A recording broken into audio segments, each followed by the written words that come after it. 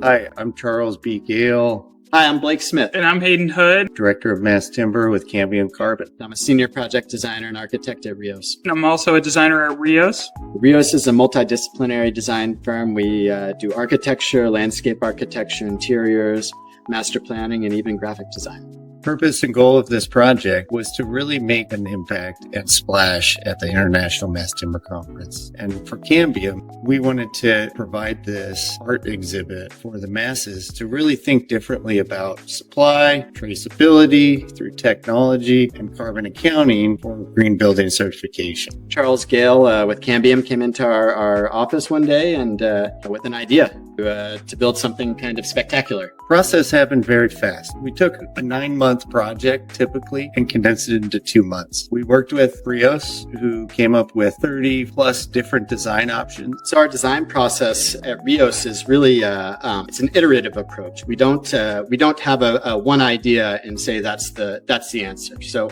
when we started off, we tested many things, many different geometries. We had kind of domes. We had archways. We had pavilions. We had the Campfire coil. And we picked one that was a holistic approach to bring community together. Campfire coil is a testament to design innovation with ribbon looping. Continuously spiraling timber coil, essentially it's an inhabitable piece of artwork. It's a gathering space as much as it is an object. Every panel is connected in a systematic angled form to help provide this transparent circular economy. Kind of a symbolic gesture in the continuity and the circularity of the ribbon that we think aligns very well with the mission of Cambium. And taking a material that's already renewable, that's already very carbon sensitive, and turning the dial up on that by salvaging wood from urban areas and industrial areas that would typically be sent to the landfill or shredded, and they're turning that into structural material.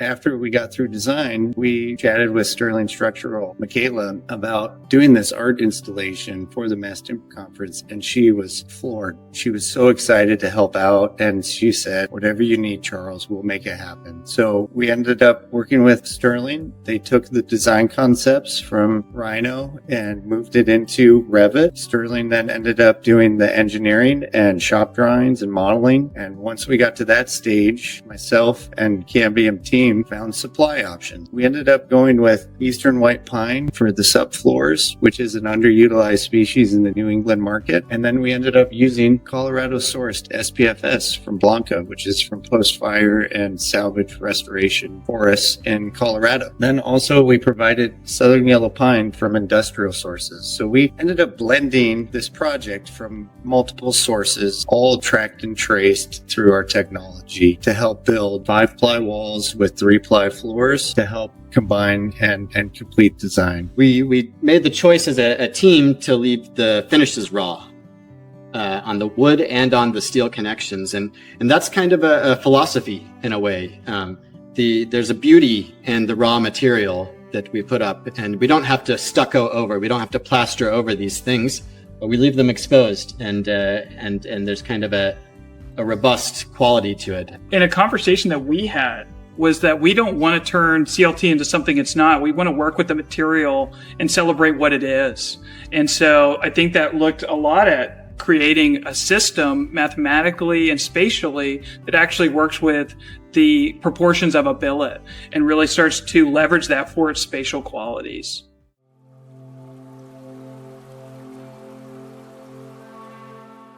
It couldn't have happened without a unique design team in RIOS, Sterling, Cambium, and Daniel Worth at Minimal Impact to all come together really quickly in a matter of 2 to 3 weeks to make a decision to move forward. This is a testament to not only the International Mass Timber Conference and participating and supporting our efforts, but the industry as a whole to try something new. It was impactful. The constant communication over the last 2 months and really 4 weeks of really honing in the design, the manufacturer and fabrication and the install all in a nutshell got this wow factor that manufacturers, architects, designers, they came to this exhibit and really just, wow, we've never seen anything like this before.